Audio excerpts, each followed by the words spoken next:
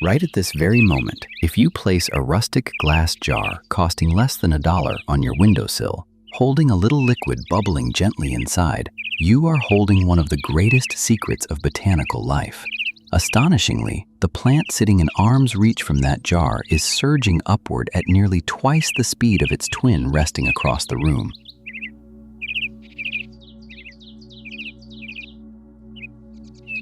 There is no shadow of expensive chemical fertilizers here, no full-spectrum grow lights burning thousands of watts, and absolutely no artificial miracles intervening.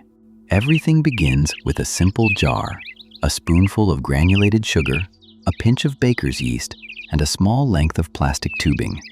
That is the entire system. But the question remains, why does something so humble, quiet, and virtually free possess the power to forge a breakthrough that a colossal gardening industry rarely shares with the world? What if I told you that the reason your indoor potted plants or enclosed gardens struggle and grow stunted has absolutely nothing to do with the quality of your soil, nor your rigid watering schedule, nor the intensity of the light? What if the true culprit is an invisible starvation, a desperate thirst for a primal gas that your plant is yearning for in this exact moment? Most plant lovers are ready to empty their wallets to cure ailments beneath the earth. They purchase bags of imported humus, invest in complex macronutrient and micronutrient blends, and acquire state-of-the-art pH meters. Yet they rarely pause, look upward, and consider the quiet atmosphere enveloping the foliage. That massive blind spot is the exact gold mine a multi-billion-dollar industry has quietly exploited to its fullest for over half a century.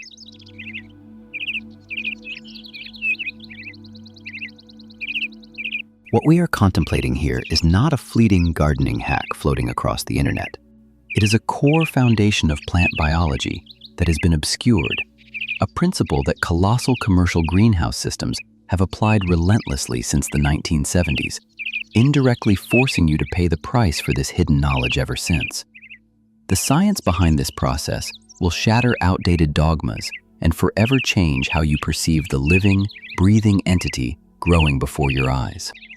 Let us take a step back together to understand who truly holds the advantage when you are denied access to this biological wisdom.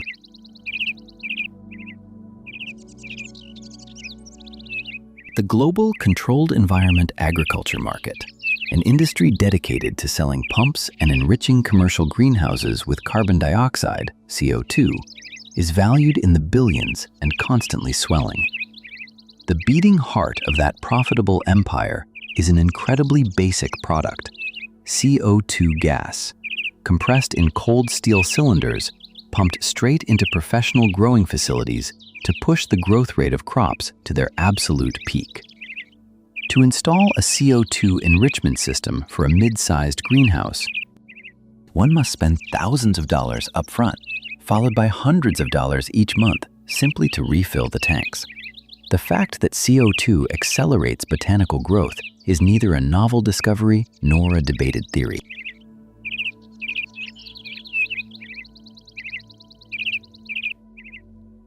Prestigious scientific journals have recorded yield increases of 20 to 30% in CO2-enriched environments since the late 1970s. This knowledge has never been hidden within academia. It has only been concealed in practice. It is kept out of reach from home gardeners, those tending to narrow balcony planters, or small-scale traditional farmers, people who will certainly never allocate a massive budget for an expensive industrial gas system. Because there is no commercial profit margin to be extracted from this demographic, commercial manuals simply omit it, assuming it is something you do not need to know.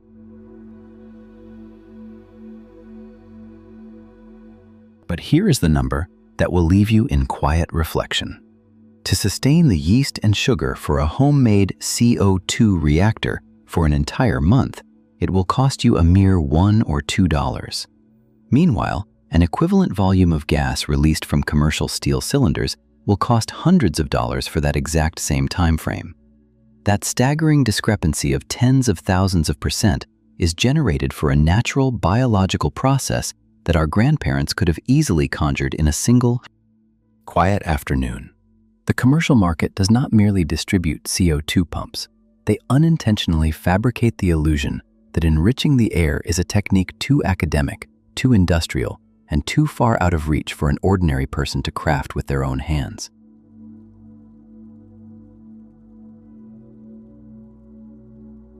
To break that illusion, we must turn back the pages of history over 240 years. The life and death bond between plants and CO2 is not the invention of a modern conglomerate. It was quietly discovered by a serene French chemist in the late 18th century. Through meticulous observation, he proved that plants are essentially eating the air around them, absorbing an invisible gas to physically construct their own material form. The foundational science of plant carbon fixation is older than modern republics. By the late 19th century, European botanists experimented with elevating CO2 levels in glasshouses, watching in awe at the explosive growth in tomatoes, cucumbers, and leafy greens. The knowledge was always there, but it was never translated into a humble solution for the small-scale gardener, because quiet simplicity rarely generates colossal revenue streams.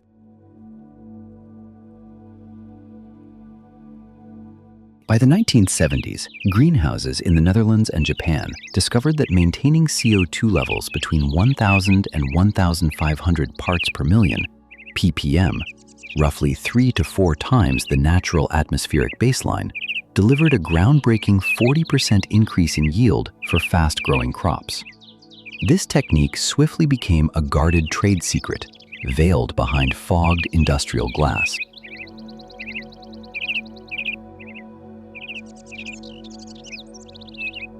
What mainstream gardening culture was never allowed to access is a completely biological alternative, the art of fermentation.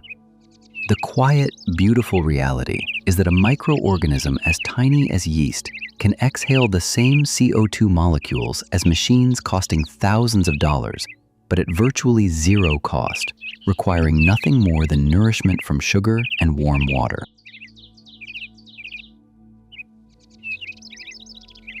To comprehend the depths of this miracle, you must release every misconception that fertilizer advertisements have planted in your mind. Let us begin with a steadfast biological truth. Roughly 96% of a plant's total dry mass is not drawn up from the soil, but pulled down from the sky.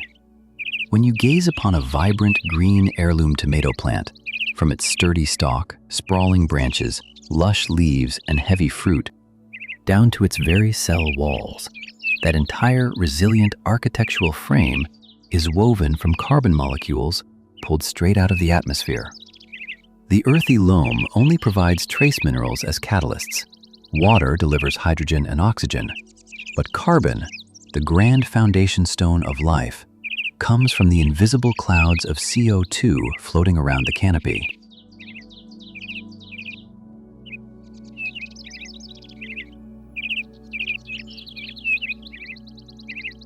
This majestic process unfolds silently within every leaf through a biochemical sequence known as the Calvin cycle. The plant opens microscopic stomata on the underside of its leaves like tiny mouths, inhaling CO2, harnessing the energy of the sun to shatter the bonds and merging them with water to forge glucose. This natural sugar is the lifeblood that fuels every living function, from driving roots deep into the earth to unfurling a delicate blossom. Without the intake of CO2, no life can be forged. That is an absolute, undeniable law of creation.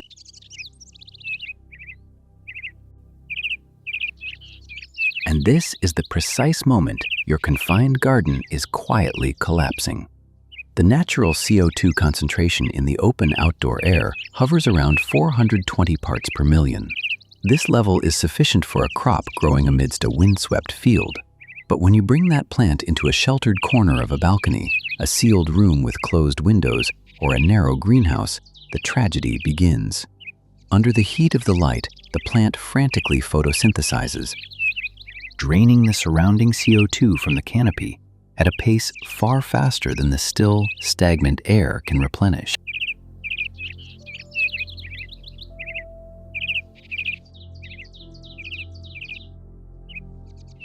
Studies have shown that in poorly ventilated spaces, midday CO2 levels can drop to a dismal 200 parts per million. At this point of starvation, the plant's photosynthetic efficiency is cut in half. Your plant is not diseased, it does not lack fertilizer, it is suffocating in an invisible dimension.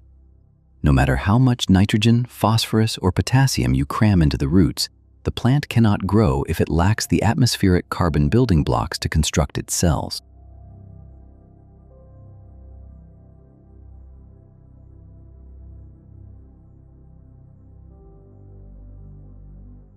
Conversely, when you satiate this hunger, an explosion of life occurs. Meta-analyses of hundreds of studies have proven that elevating CO2 to a threshold of 700 to 1,000 parts per million helps woody plants increase their mass by nearly 20% and fast-growing vegetables by nearly 30%. That is a massive surge of sustenance from the same pot of soil, the same sunlight, and the same water, achieved simply by shifting the atmosphere enveloping the leaves. This invisible variable is the very thing your crops are silently crying out for, and the very thing industrial conglomerates rarely wish to popularize for you to do yourself.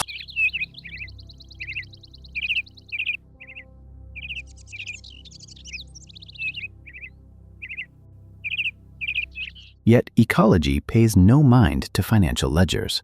The power to forge that abundance rests quietly inside a cheap packet of baker's yeast on the pantry shelf. The intersection of chemistry and the art of slow living here carries an almost poetic beauty. Baker's yeast, a single-celled organism that has walked alongside humanity since ancient Egyptian civilization, creates CO2 as a natural byproduct in its metabolic process.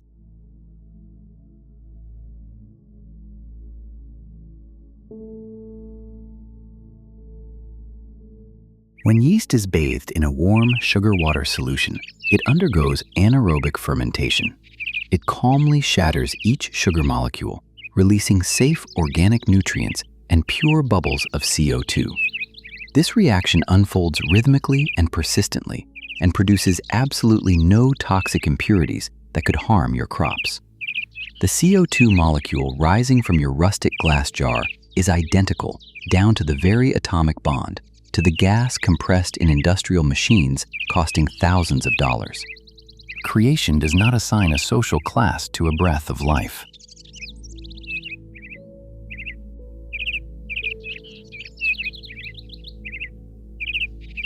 Furthermore, physics graciously steps in as your gentle ally in this method.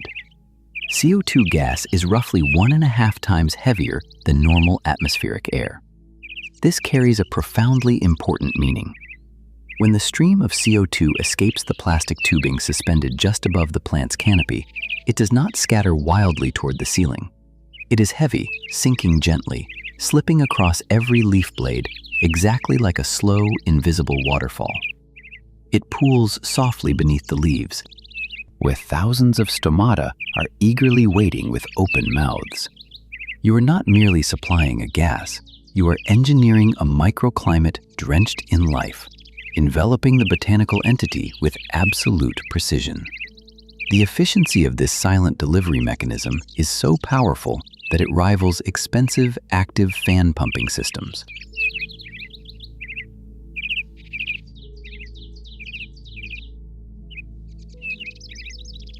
Naturally, true wisdom requires us to clearly recognize the boundaries of all things. A humble 1-gallon fermentation jar cannot alter the atmosphere of a sweeping windswept farm or a room with wide-open windows. The volume of CO2 it exhales per hour is only enough to nourish a tiny microclimate around a single plant, or a small cluster of pots in a quiet, windless corner on a windowsill or a narrow balcony. It is not meant for industrial ambitions, but for the quiet plant lover seeking to save a fragile life growing thin from air starvation. This rustic fermentation jar is not a makeshift patch. It is the most exquisite and flawless method.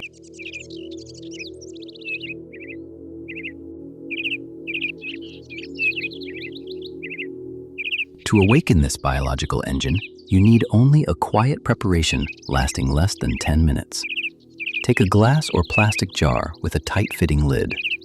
Carve a small hole in the lid, just wide enough to thread a soft plastic tube through. The absolute life or death detail in this step is the seal. Use silicone caulk or beeswax to pack tightly around the base of the tube. If there is even the tiniest microscopic gap, the CO2 will leak out instead of obediently traveling down the tube, and your invisible waterfall will fail. Once the seal is completely dry, pour 1 cup of white granulated sugar and 3 cups of warm water into the jar. The ideal warmth is soothing to the touch, roughly 25 degrees Celsius, the flawless threshold for the yeast to awaken and reach its peak metabolic efficiency.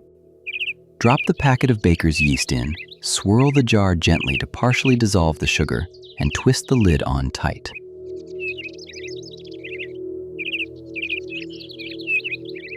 In less than an hour, the first bubbles will slowly rise, pushing a stream of pure CO2 down the length of the tubing. Suspend the other end of the tube slightly above the peak of the canopy, pointing straight down. Do not bury the tube in the soil, nor shove it deep into the foliage. Let gravity do the work of guiding the CO2 waterfall to flow softly over the entire plant. This silent reactor will labor tirelessly, day and night, for a full week before the sugar supply is finally exhausted. For a recurring cost of just a few spoonfuls of sugar and a pinch of yeast each week, you will witness a miraculous reward. In merely 10 days, the new leaves will stretch upward with a proud, deep green hue. The stems will grow significantly thicker, and the young shoots will unfurl with an unprecedented, fierce vitality.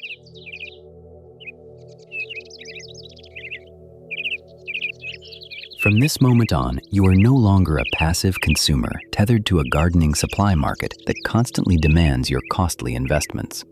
You have become an observer, a quiet companion to creation, understanding the deepest, invisible layer of nourishment lingering in the air.